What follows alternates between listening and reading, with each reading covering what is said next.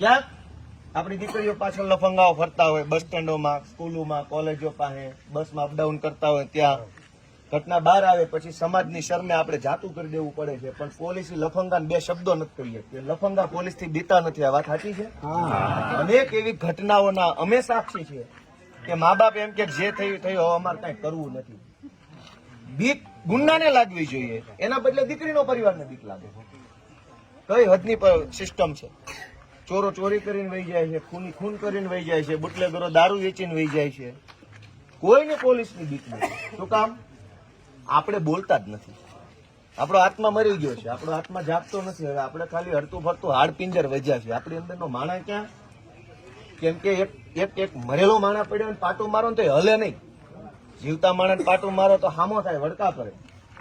જો આપણો આત્મા મરી ન ગયો હોય તો આપણને દુઃખ લાગવું જોઈએ, આઘાત લાગવો જોઈએ. દરેક ઘટનાની અંદર આપણને અંદરથી બળતરા થવી જોઈએ. આ તો ખોટું છે, પણ આપણો આત્મા મરી ગયો પછી આપણને શું ફરક પડે?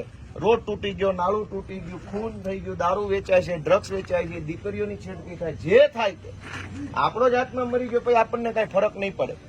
હું તમને નાનો છોકરો છું, તમારા બધા કરતા મારી ઉંમર બહુ નાની છે, અનુભવ નાનો છે, સમજણ મારી બહુ નાની છે, પણ હું તમને હાથ જોડું છું કે આત્મા જગાડો. આ બહુ ખોટું થઈ રહ્યું છે. ખાલી આ એક ઘટનાની વાત નથી, કેટલી ઘટના છે. તમે વિચારો, છાપું ખોલો, ચારો તરફ લોહી નીતરતું છાપું આવે છે આપણા હાથમાં. છાપામાં આમ પડતું ન હોય લોહી, પણ દરેક સમાચાર, અહીંયા બળાત્કાર થયો, અહીંયા ખૂન થઈ ગયો, અહીંયા ગળા ફાંસો ખાઈ લીધો, અહીંયા પાટા નીચે પડતું મૂક્યું, અહીંયા એક્સિડન્ટ કરીને મારી નાખ્યો. આખા છાપામાં આવા સમાચાર હોય છે કે હોતા? ક્યાંય સારા સમાચાર ભાડ્યા? કે કોઈ ખેડૂતના 10 લાખ રૂપિયાની થેલી ખોવાઈ ગઈ હતી અને પોલીસ વાળાને જડી પાછી આપી ગયો. સારા સમાચાર ક્યાંય નથી. છાપું ખોલો એટલે લોહી નીતરે છે અંદરથી.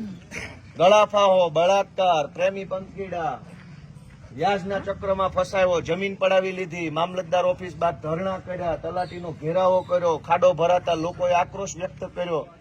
જાણે કે આપણે અહીંયા ધરણા કરવા જૈનમાં હોય, આપણે આખી જિંદગી ધરણા મળી જાય. બહુ થાય પકડાય તો એ પકડાય, પછી તો કઈ પાછળ તો કઈ થતું જ નથી.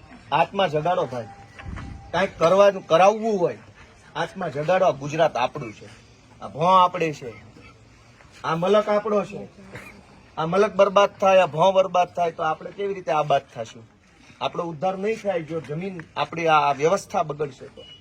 એટલે હું તમને વિનંતી કરવા આવ્યો છું, માત્ર એક જ ઘટનાની વાત નથી કરવી, કેમ કે એક જ પીડા હોતી તો કોઈ પીડા જ નથી. અહીં તો જેનકોટ પગલું ભરો એનકોટ પીડા છે. કે મારી વાત ખોટી છે?